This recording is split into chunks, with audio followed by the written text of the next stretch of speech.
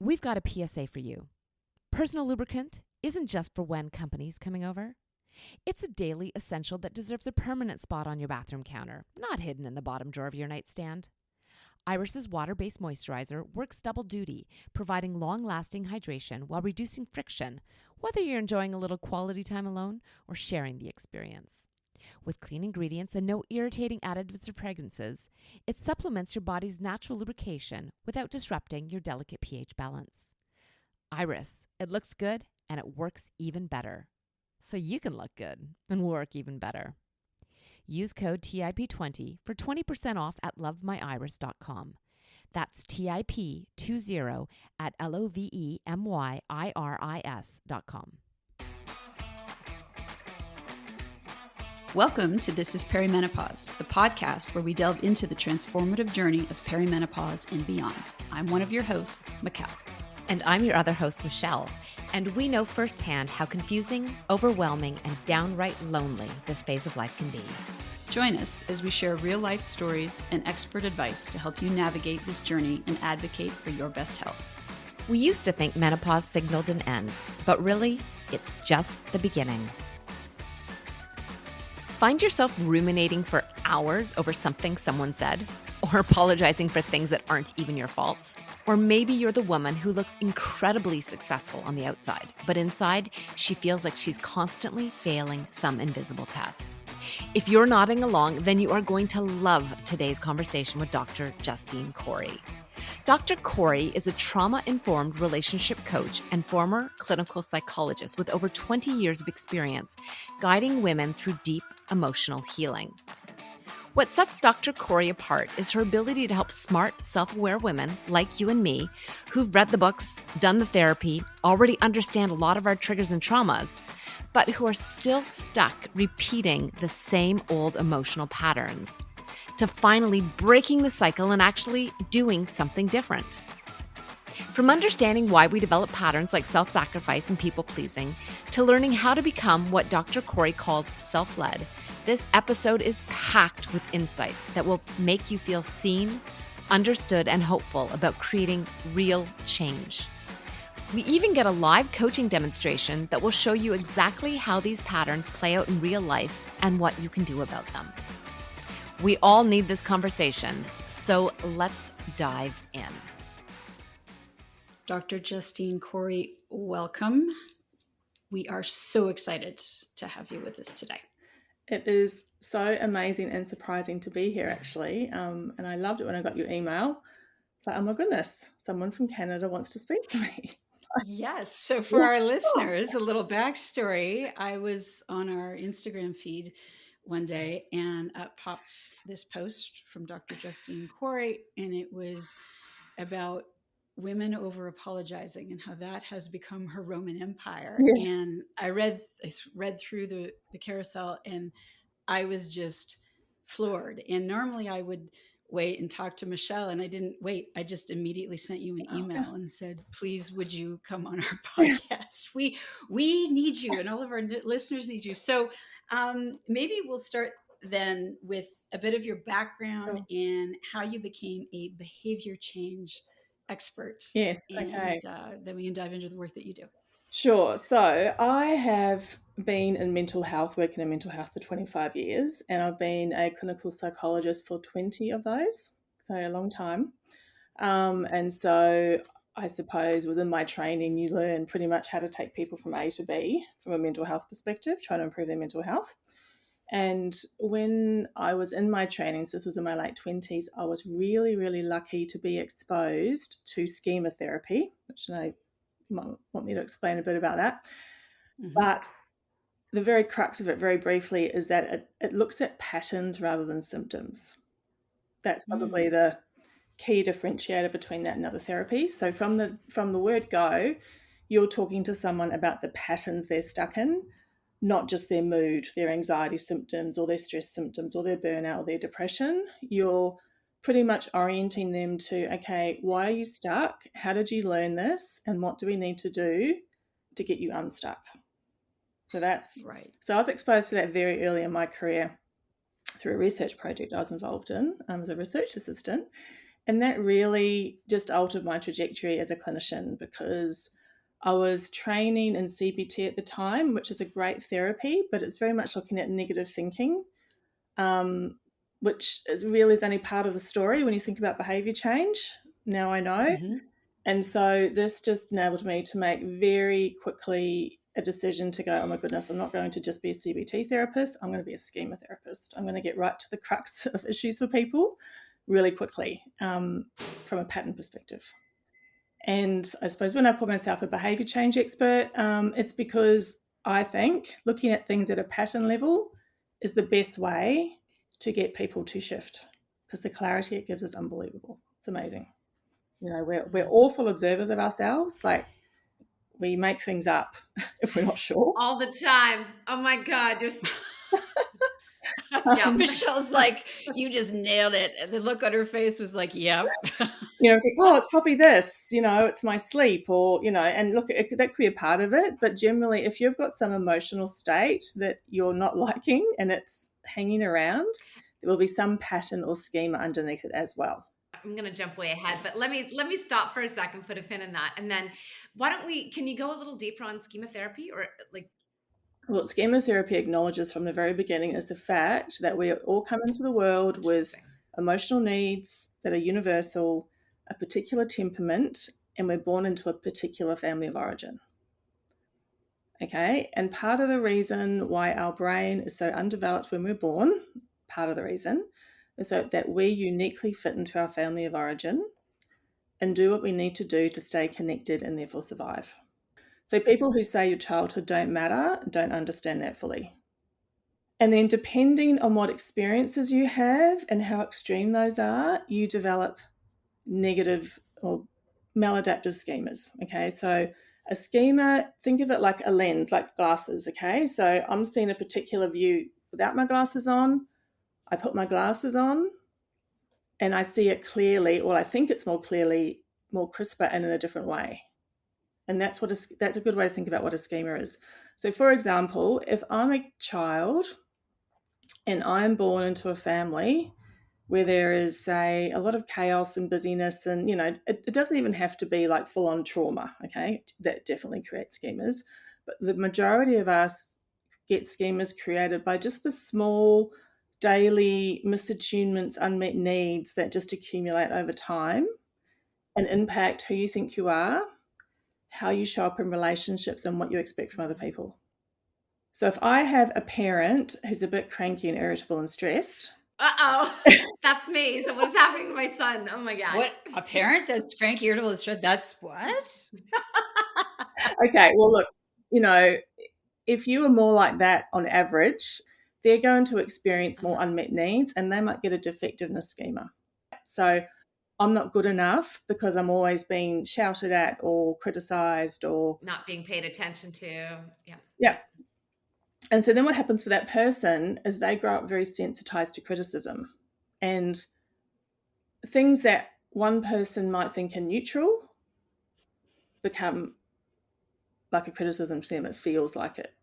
And so they move through the world with a lot more shame than the average person, for example. And that makes life harder, basically. If you've got more shame triggers in your life, it's harder. So, you know, whether as they grow up, could be teachers, could be friends, could be partners, could be bosses. If they experience someone who is a bit critical, they will have a very big emotional response to that. And that's what we would call, that's what a schema trigger is, basically, right? But you don't realize that because of brain development. It's not like we know, oh, right, yeah, that's right, my mum was cranky at times, and therefore we don't think like that. We have to learn to think like that to make sense of our experience in that way, because that gives us an opportunity to then do something different with it, so it's not so personal. Can there be positive schemas too, or is this all negative? There are positive schemas. Yes, there are. A schema is just a mental shortcut. Okay. That our brain uses to make decisions and assumptions about things, because we can't move through the world constantly processing information. But so a lot of the relational rules or schemas we have, though, are made within our family of origin. That's the key thing. And they have the biggest impact on us as adults how we show up in relationships, what we expect of ourselves, etc. So could we that's very helpful. I'm wondering if we could get into some of the common patterns that women get Yes, into, particularly when they hit perimenopause, right? And I love how you talk about the fact that maybe the exhaustion yes, isn't that's right. actually burnout, right? And maybe we could talk a little bit about that comment, and then what sort of the common schemas are that lead to the exhaustion. Yeah. So think of, so these schemas are with us all our lives, right? And as we move through our life, we go through seasons, and certain challenges are always associated with particular seasons, like becoming a mother for the first time, for example, getting your first job, having that third child. Like there's all these transitions and things we have to adjust to that are a very normal part of being a human, right? But schemas are often triggered at that transition point when something new starts to happen. And I suppose perimenopause, menopause is an example of that Mm-hmm. transition. Absolutely. It's a huge transition. Yeah. Yeah, that's right. And our body, well, this is my own experience of perimenopause as well. Your body all of a sudden takes up more room than it ever did before. Oh my God, does it ever? Yeah, it needs things from you. It gives you signals that you can't ignore anymore. Mm-hmm. And, I can't think clearly. I'm not sleeping well. I'm more tired. I'm more cranky. And so if you're used to powering through your life, as lots of women are, just juggling everything and putting your needs to the side, perimenopause or menopause can make that very difficult to continue with. I'm aging with a lot of my clients. Like we're all going through all these seasons together. Yeah. And I'm just noticing those who adjust well to this phase of life and those who don't. It's quite interesting. Uh-huh. The ones who adjust well, sure, in that group of women who don't have symptoms, like they just breeze through it. Some women are like that. But the women who adjust well are those who are quite happy to express their needs, for their needs to take up space. They've created lives where it's easy for their needs to take up space. There's more flex. Mm. There's just a lot more ease in their lives, more room, more time for them to accommodate their needs. Plus, they have less shame and guilt about their needs as well. So, Dr. Corry, you mentioned that the clients you have who do manage perimenopause well, they have that space. It's okay for their needs to take up space. It's okay for them to take up space. What about your clients where they don't have the space? I would assume that there's probably some common schemas underlying that type of life that's been created, or that type of personality, or whatever it is that has created. So are there some common ones that you can talk to us about? Sure. So there's 18 different schemas. Okay, so there's a lot. 18. Okay. Wow. 18. Okay, so I'll just take you through a few core ones though that most of my clients are successful women. They look like they've got it all together on the outside. They're powering through life, kicking goals. Everyone goes, "Wow, how did you do that? You've got everything looks so together," but on the inside, they're dying. Mm-hmm. They're tired, they're burnt out, they're full of guilt and shame, they're irritable, they're angry, they're resentful. They look at their husbands and they go, "What am I doing here?" Mm-hmm. There's this inner turmoil, and the schemas they often have abandonment, Mm. right? So expecting people to leave them, emotional deprivation. So my needs are not important and I can't expect them to be met. Defectiveness. There's something wrong with me. I'm not good enough, Hmm. right? And then secondary to those three, so those are primary schemas. Secondary to those three are self-sacrifice. It's selfish to put my needs first. Subjugation. If I put my needs first, I'll experience retaliation or rejection. And unrelenting standards. I need to be able to keep going and looking like I've got it all together and I'm super competent, or else I'm not good enough. Hmm. So those will be the main, and look, they all tend to co-occur. They're not strict categories, but you can see that once you start talking about these types of themes and patterns, there's already clarity. It's like, oh yeah, I have that. Okay, how does that? So then you can start understanding, how you got to where you are, not your fault, but you have to clean up the mess, unfortunately. That's what I say to my clients. I'm so sorry you're in this position. Not your fault. But you're the only person who can fix it, right? But you're going to have to make some difficult decisions and do the opposite of what you feel to fix it. Yeah. Well, it's fascinating because when you listed those three secondary, the self-sacrifice, the subjugation, the unrelenting standards, I was like, yep. Yes. So then is that where you start? And then you look at what the primary schemas might be? Because I couldn't tell you why, but I certainly identify with all of those. Well, that is a very common pattern, actually. The secondary ones kind of stand out because they seem more behavioural and you can see yourself in them. Right. And those first three can remain hidden. But I would guarantee that you would have 2 out of those 3 if you've got the second 3 you mentioned.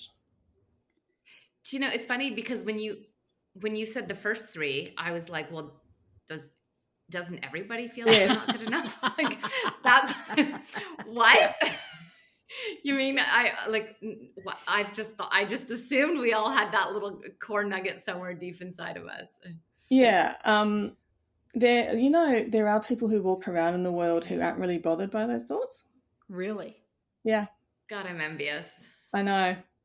So Michelle was alluding to earlier, when we both started this as perimenopause, because we had fairly brutal journeys when things hit. We didn't know what was going on. We were really struggling. And when we finally figured things out, we couldn't find anybody to help us. So here we are.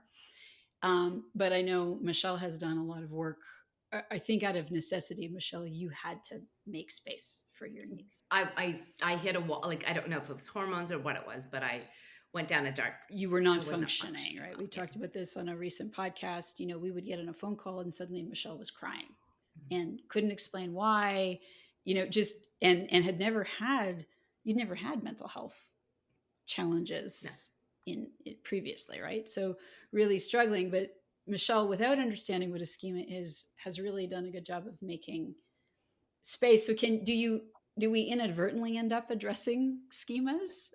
We can do, for sure. And, sorry to hear you went through that, but well done for turning it around and tuning into yourself. Well, and I've got good friends. Yeah. We all need good friends, don't we? Yeah.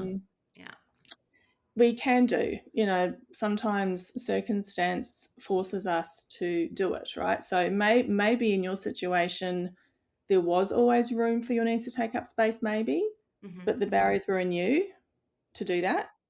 And so once you made that decision, it could be accommodated. But for some people, like when they work with me, we start doing these little experiments where we say no to that or ask for that, and then you quickly find out what's possible within your little ecosystem that you got set up. Oh. And sometimes it's not possible just because of the relationship you've chosen or the job you're in, or and then it's like, okay, what am I going to do then, right? Then That's a whole big question. But maybe for you, it was more of an internal shift and the people around you could accommodate it. I do have a really solid group of friends, and my husband is like the greatest guy on the planet. And yeah, wonderful. Yeah, so I guess I've set myself up well, I guess. Yeah, that's right. Can I ask you a really kind of a side question? Sure. As a parent of 3, with all of this knowledge, how does this impact your parenting and the way you're raising your boys so that they don't develop these schemas? Is that possible to? I always say to my clients, and look, I've got schemas too. I've got all 6 of those schemas that I mentioned before. Yeah. You aim for dilution. That's all you can aim for. Okay. Because your parents had schemas, your grandparents had schemas. It's like, it's the only way we get immortality, actually. So we pass on our shit. Yeah, pretty much. Love it. Great. Good stuff, but these intergenerational patterns get passed down. So I've always been aware, well, firstly, you could drive yourself mad, right? Knowing the minutiae, okay, gosh, if I keep doing this, my son's going to be on a therapy chair and I'll be the main character rather than a Right? side character, Yeah. in this therapy. Ask help for a friend. That's right. So I've always been mindful to do the opposite of my own unrelenting standards and just, okay, I'm aiming for dilution. I'm just going to try and dilute the stuff that I don't want to pass on. Okay. And also making my kids, we talk about these themes, these patterns. And when I parent from a place that isn't my best self, not my healthy adult mode, as we call it in schema therapy, I will go and do a repair with my kids and explain to them what happened. And that takes back the shame that I've inadvertently induced, by the way, but also models to them how to process what's going on in you. Fair. Yeah. Yeah. And then when I'm commenting on, let's just say I have to pull them up on something, and we talk about it, I will say, look, I think some of that comes from me, and I'm really sorry for giving you this behavioural tendency, but it's not good, So just helping them understand their patterns as well. And then you can have different types of conversations, but it's impossible to not pass something on, Okay, so I'm not, because as I'm listening to you talk, I'm like, oh my God, I've always joked that at least I'm giving my son something to talk about in therapy, but listening, I'm like, oh my gosh, maybe it's worse than I thought. As you said, I will be the main character. Yeah, that's right. Just be a side character. That's right. Thank you. That's the analogy from my teenage kids. Such a NPC. Have you heard that one? No, what? An NPC. Such an NPC. You're a non-playable character. Oh. I love it. That's amazing. I keep you. That's funny. Anyway. I love it. Well, maybe we could have you coach us on something, not too, could be here for hours if we go too extreme, but just something that's fairly common that you've probably gleaned we both have struggled with. How could we go about talking about that or doing that? Okay, well, it's probably would be good to zero in on a particular trigger, right? Because when you're changing a pattern, so something that you do habitually, like say it's a boundary, I want to get better at saying no to things so I can have more space for myself. There's what you do before you decide you're going to start setting boundaries. So say understand your patterns and where they've come from, and a little audit about what you might like to start saying no to or yes to. So you've got a bit of a plan and intention in your mind. And also understanding your emotional needs, your values, and your patterns. Okay, so those are 3 essential bits of information if you want to really start breaking things down. And then there's what you do in the moment, right? So you're in the moment, you've got an opportunity to have a boundary. The old feelings are coming up, the old urge is to say, yeah, sure, or whatever you're going to say. What do you do then? And then there's what you do afterwards. So irrespective of whether it's gone well or not, how do you process it afterwards and then make sure you use that information to feed into the next time? Maybe as opposed to ruminate? Yeah. I had a situation that happened today, and I upset someone, and what I did was just me being me, and there was no malice. So I've been going through my head into Mikkel. I'm like, it's okay that I did this because it wasn't offensive to 99% of the people that know me, but this person was offended. And I guess it's good for her for for letting me know that I offended her. But I still I've been ruminating and going over it. And even though I know those 2 things are both true, I could have not done a malice, and she needed to say her piece. So those are both okay. And yet I still can't get myself out of it. Okay, so we could do something with that. Do you want to use that as a little approachable moment? And that is a really common experience when people first come to see me. So they're not completely they're usually smart, intelligent women who've done some self-development, probably know I need to say no more, I'm a people pleaser, etc. And I know all this logically, but emotionally I'm not there, and it's really annoying me. Like, why is it so hard just to get over these things? Yeah. And that highlights a schema, actually. So when you're in that position, there is always a schema involved. When logically something makes sense, but your emotions haven't caught up to it, that's a schema trigger, right? Okay. And so then that would be a cue for you to notice that, oh, okay, so logically, values-wise, emotional needs-wise, I'm fine with what I did.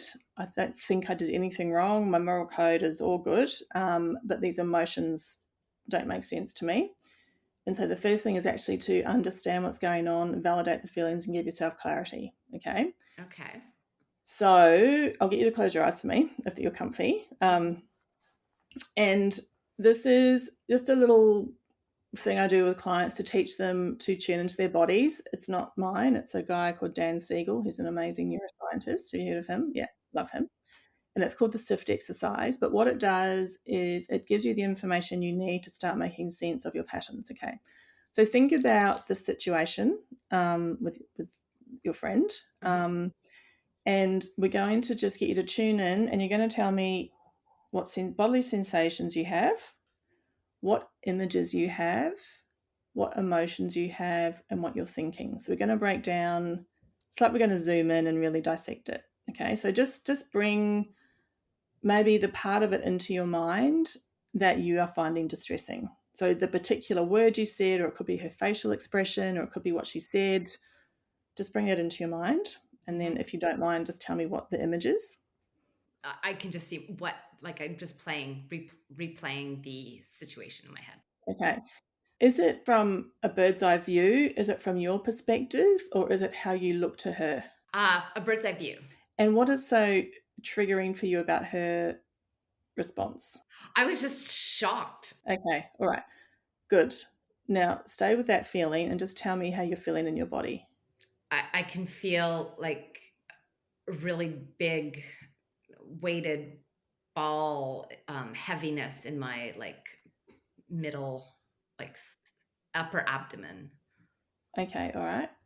Anything in your chest? Tightening in my chest. Yeah. This may sound weird, but any sort of tingles down your arms and legs or anything? Yeah, but not until you said it. Okay. It's all right. It's okay. It's okay. And how intense are those feelings right now out of 10? I would say the strongest is in my stomach, the upper stomach, and that's like an 8 or 9. Okay. So we've done images, we've done sensations. Okay. Do you know what emotions you'll be having? Embarrassment, shame. Okay, good. All right. So that's good. That's the feelings. And then what are you thinking? Why? Why did I do that? Why did I think that was funny? Why? Like, was it not funny? Okay. Now, if you're in front of me as a client right now, what I'd probably do is take you into a bit of what we call an affect bridge, where we track this feeling through time and we look at other times you've had the same feeling. So you get the sense of continuity about the state. So then you feel and know it's not just about this one time. Okay. It's actually got a bigger pattern in your life, because I imagine that feeling would come up for you in other similar situations. Yes. Okay. You know what I call that? That's a shame bomb. Shame bomb. Yeah, I live in that. Yeah. Yeah. That's one thing that it just sounds like it's like the feelings down your, that's why I asked the feelings down your arms and legs. And this goes to show how difficult these schemas can be, because you're fine. And then her reaction, right, has the capacity to just throw your nervous system into complete disarray. And then all of a sudden you're dysregulated, like your brain wants you to keep coming back to it, right?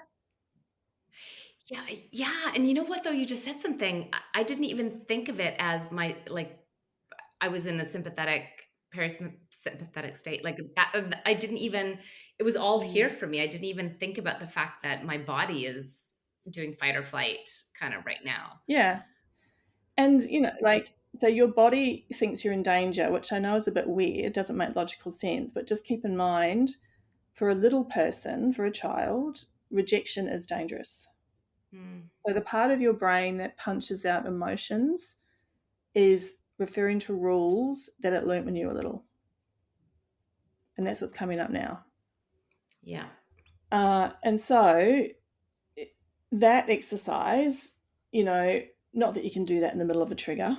Depends what's going on. Sometimes you can, sometimes you can't. But you quickly learn to tune into yourself like that on the run, on the fly. So you know what's going on. Oh, okay. this is not just about this woman in front of me. I was fine until she disapproved of what I said, or had a reaction that showed her disapproval or rejection of me. Okay, this is my defectiveness schema coming up. I know what this is, right? And then you're in a completely different position then, because it's not about, it then becomes less about the person in front of you. You know, she had her own trigger, to be honest. Fair, right. You know, it's like she was in her own little schema trigger there. And that's what happens with humans. We're just a bunch of schema triggers sometimes, I imagine, bouncing off each other. Oh my God. Yeah. But you are then in a different position to do something with that feeling. Okay. Now, that is then what the work is, learning to deal with that feeling better. And I promise, like, if you do the work, you can get to a point where in real time you're processing and you're quite unperturbed by that person's reaction. It doesn't have the same power over you. You can see it. You might have like a little one or a two. You go, oh, okay, that's my defectiveness schema. But it becomes information rather than something that you have to, that derails your emotional state. So, oh, okay, that tells me. Yeah. So how do we get to that, and how long does it take? Yeah. Look, how much work is this? It kind of varies. I know that sounds terrible. I tend to see people for at least 6 months. These are long-term patterns that we're breaking. You didn't learn them overnight. There's no sort of tip, tricks, hacks that I can give you that you will just take away and be able to run with and all will be fine. This is a complete rewiring of how you show up in the world, really. Yeah. Because it's like a muscle. Like you need to, once you build it, you need to keep working it out. Yeah, it's the brain is amazing. Like, this is where neuroplasticity comes in, right? So we would be changing how you respond to people who don't receive what you say well, basically. That would be it. We'd want you to have a bit of psychological Teflon, I call it. So it's like, okay, that slips right off. And then you end up doing it on autopilot. And I love it when clients come in and they'll say, you know what, like, I saw my ex, say, that's, I often help women post separation and divorce. That's a great time for breaking patterns. No kidding. I saw my ex and I was like, I was fine. That's cool. It takes work. And we're learning that that seems to be one of the common things that's coming up this season of our podcast, is that this is going to take some work, and it's worth it though. And it doesn't have to be grueling, and it doesn't have to mean that you have to give everything up and quit your job and, go live in a yurt. Yeah. Thank you. My brain is not firing, but it's going to take a little bit of work. And I think anything worthwhile does. So I think that's great. Well, and I would say, not to get all, I joke that I'm a recovering banker. That was my former career. But oh, really? You're a recovering banker. Oh, that just tells me so much. Exactly. Yeah. So if you have like 4 more hours, maybe we could work on one of my schemas. But think about the return on investment. Like, think about the amount of time, Michelle, individually, collectively, that you and I have wasted in our lifetimes, right? Trying to figure out why we're so upset because someone said something, or they got upset because we did something, or what have you. 6 months is nothing relative to, right, the time and energy. I would suggest your clients probably feel they find anew, because they're not weighed down by these emotions, these nervous system feelings that they don't, I think that's the insanity of it. It's constantly, why? Okay, rationally, I know what happened, but why am I still feeling this way? And my God, no wonder we're all exhausted. Yeah. And when you understand your schemas, like, I call it a superpower, actually. I think it's a superpower.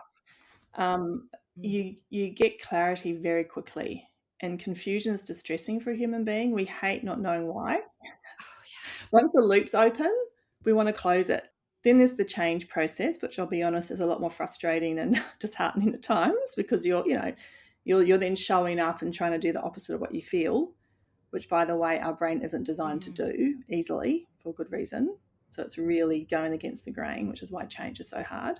And then you can then see little micro moments where you can start doing things differently. and then it's just persisting. And so doing the opposite. So I've been sitting here ruminating, and I can't go back in time and I can't make any changes. But the next time something like this happens, is that when I take action to correct this, or is it do I do something now to stop myself from continuing in this little mental spiral? Yeah, good question. So if you were my client, there would be some journaling and writing exercises that we would be doing for you to shift this internal stuff, and we'd be linking it back to old patterns. So that in and of itself takes away some of the sting of it being this particular person. Like, really, she's just an actor in your play. You know what I mean? Like, that's another way to think about it. Our schemas set up these plays and we just cast different people as the main Right. characters. And so that's more empowering because it's not about her, it's about you. And then each time you process a trigger from this perspective, you're giving yourself that muscle of being able to do it more easily in the moment. And you actually process some of the trauma of it too, right? And then we would work out, okay, so sounds like you just let it go in the moment. You didn't say anything. I apologized. Oh, okay. I did. I'm a good apologizer. But I did. I mean, she called me out on something. I wasn't just going to say, well, no. I just said, you know what? I did not mean to offend you. I'm really, really sorry. Like, it was a simple apology. Yeah. So we would just work out what's effective, right? And what you did may have been the most effective thing you could have done in the circumstance, but it's more your internal experience of it. So we'd more focus on that. But let's just say you decided, actually, I wish I'd done this instead. We would then be working out, okay, so in similar situations, what would you like to be able to do? What would get in the way? What's effective? What sits with your values? Is there an opportunity to circle back to her and say, look, on reflection, blah, blah, blah. Would that be effective? So you'd also work out that as well. Ah, okay. So there's lots of ways. Yeah. And then, you know, everyone's little journey and patterns are so bespoke, but, you know, like most of my clients struggle with boundaries, for example, like boundaries of themselves, boundaries of other people. They look very strong and like they've got their stuff together, but, you know, they do it through brute forcing their way and saying yes to everything. Like, I think that most women can, if not now, at some point in their life, definitely have had boundary issues. Powerful stuff. You said in a post, yes, I'm stalking you on Instagram now, so just don't be alarmed. Every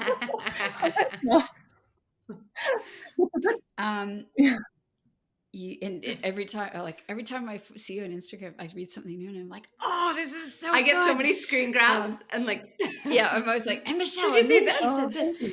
Yeah. So the thing that I'm oohing and ahhing about now is you have said self-trust and self-respect are the best antidepressants. Yes.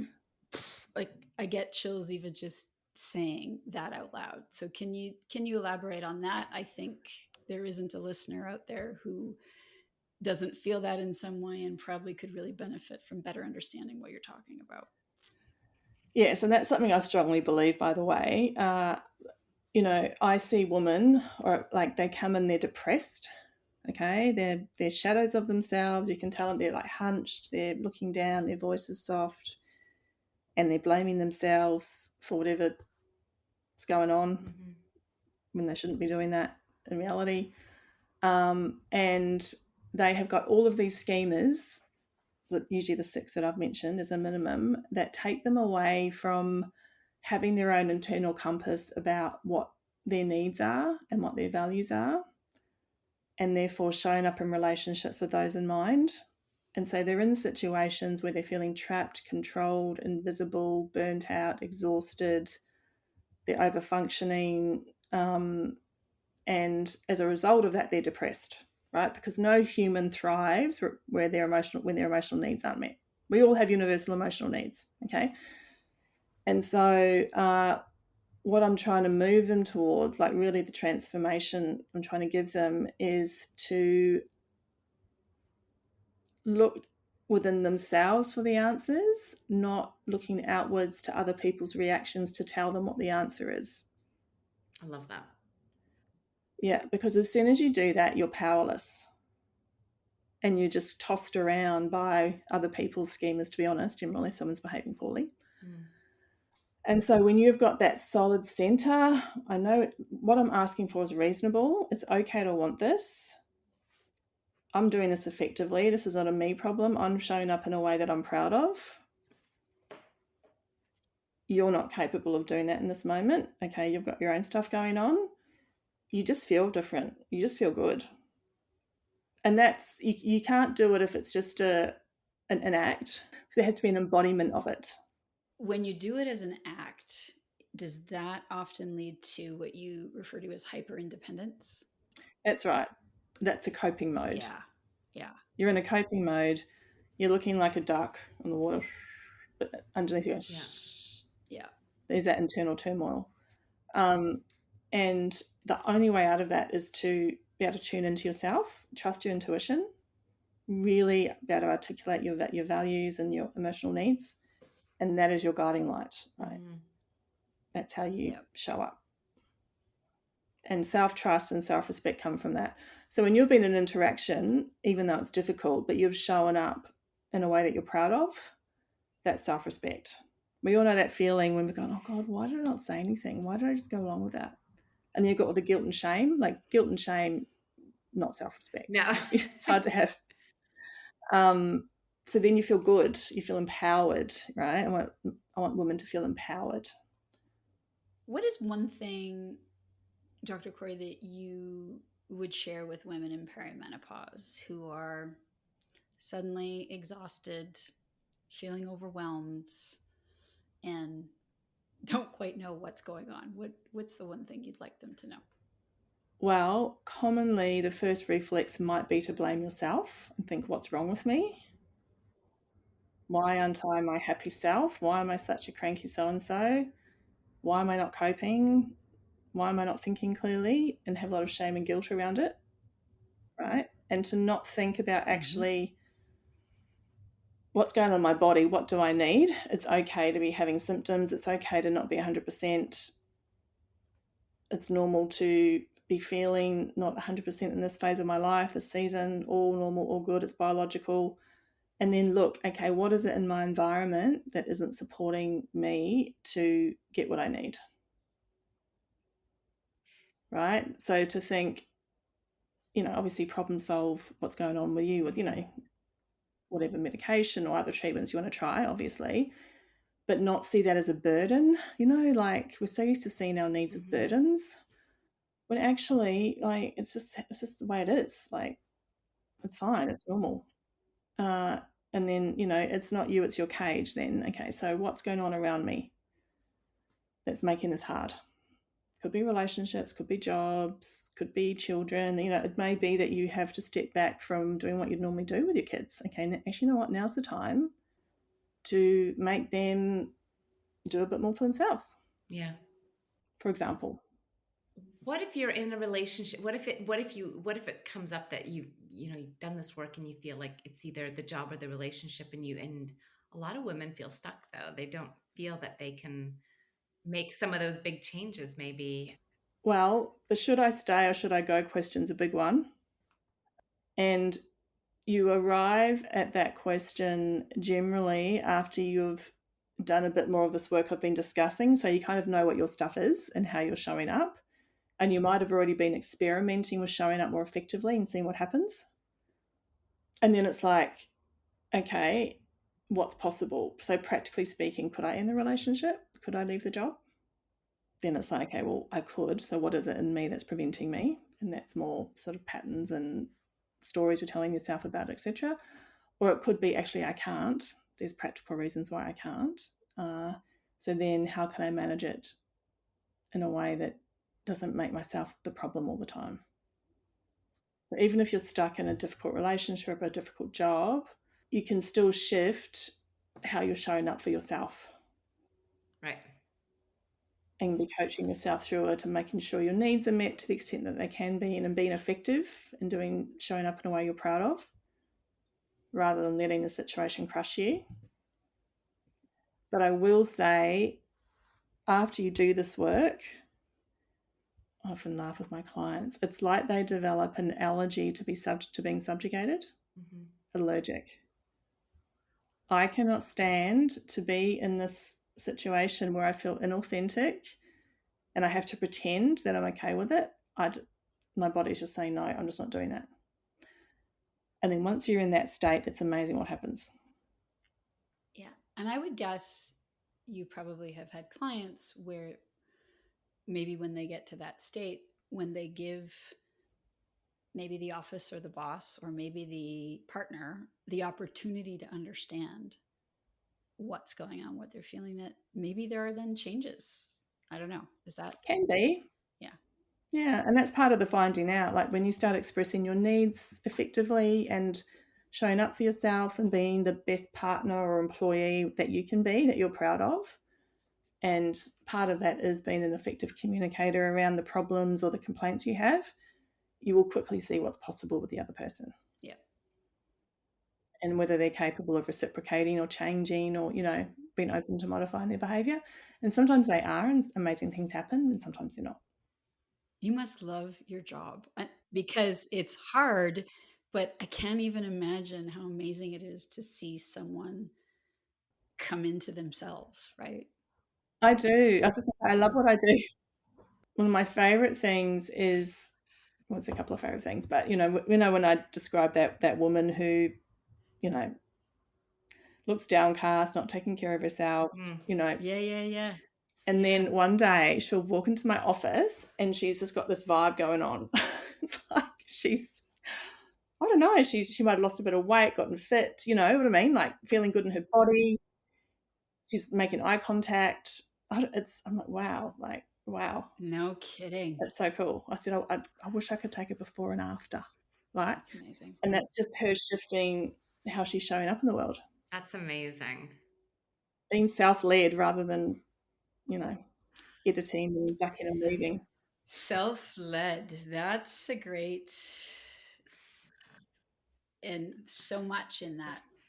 Yeah, I've been trying to articulate how I help women, and that would be they embody that. They're a self-led woman. Like they've just got a strong inner core that's their reference point.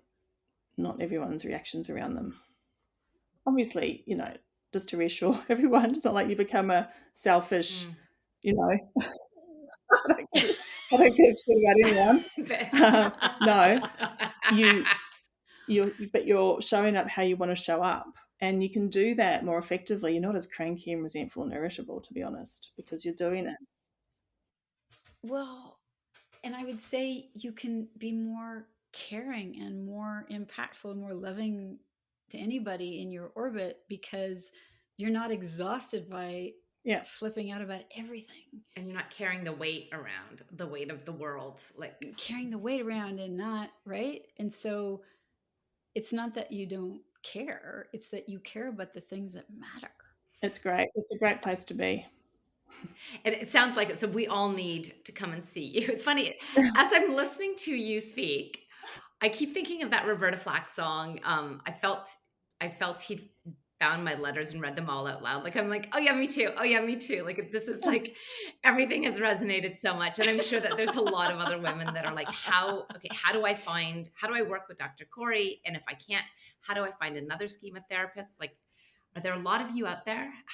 Can we all work with you? Yeah, well, first you can find me. My website is just drjustinecorry.com. We'll have that in the show notes. That's my website. And that's my Instagram as well. Yep, so you can follow me on Instagram, LinkedIn.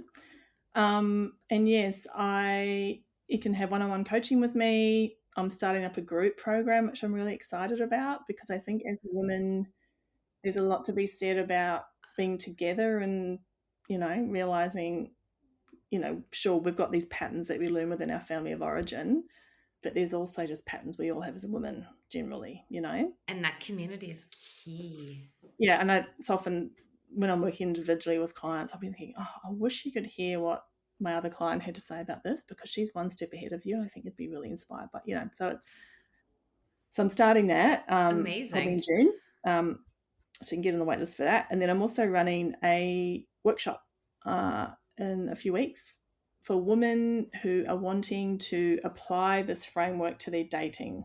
Okay, so Ooh. yeah, I've done a lot of work. Yeah. These patterns in dating are like, they show up. And just one thing I would say to women as well is just keep in mind that small decisions create big hangovers. Oh, brilliant. Oh, that's good.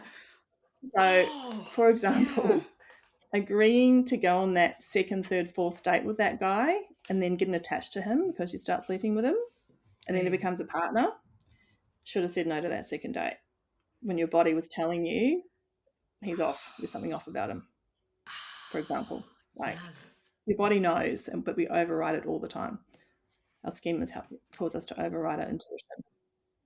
Not only do we sometimes run towards it, never mind sometimes it's more than override, right? Like, I feel like there's that I don't know. Mikkel's got a type.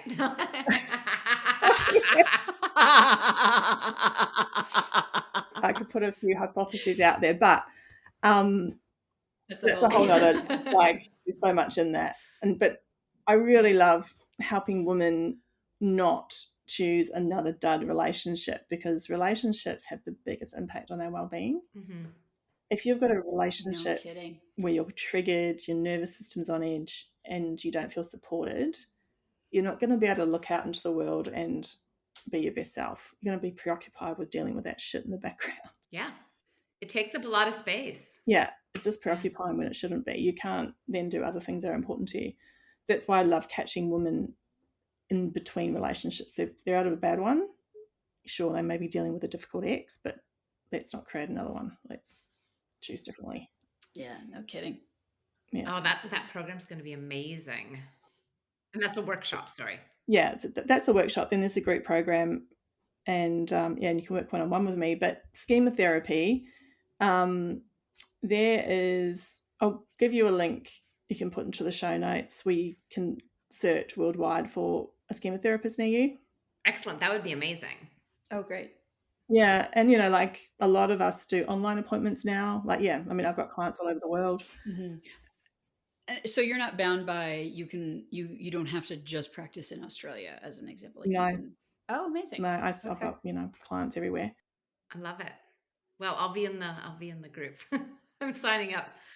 Yeah. We'll be seeing you again shortly. Yeah. No, it was wonderful.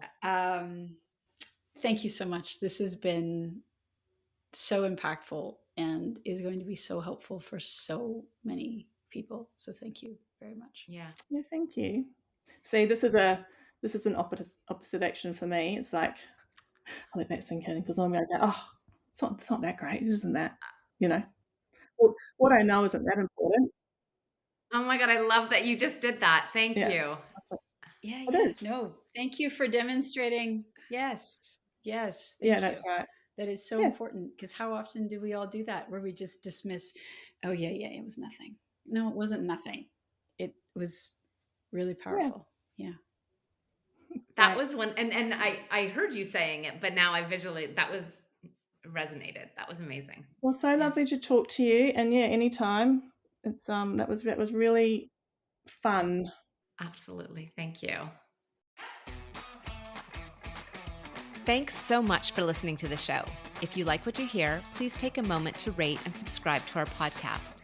When you do this, it helps to raise our podcast profile so more women can find us and get a little better understanding of what to expect in perimenopause. We also read all the reviews, the good, the bad, and the ugly, to help us continuously improve our show. We would love to hear from you. You can connect with us through the podcast, on social media, or through our website. Our information, as well as links and details from our conversation today, can be found in the show notes. This podcast is for general information only. It's designed to educate, inspire, and support you on your personal journey through perimenopause. The information and opinions on this podcast are not intended to be a substitution for primary care, diagnosis, or treatment. The information on this podcast does not replace professional healthcare advice. The use of the information discussed is at the sole discretion of the listener. If you are suffering from symptoms or have questions, please consult a qualified healthcare practitioner.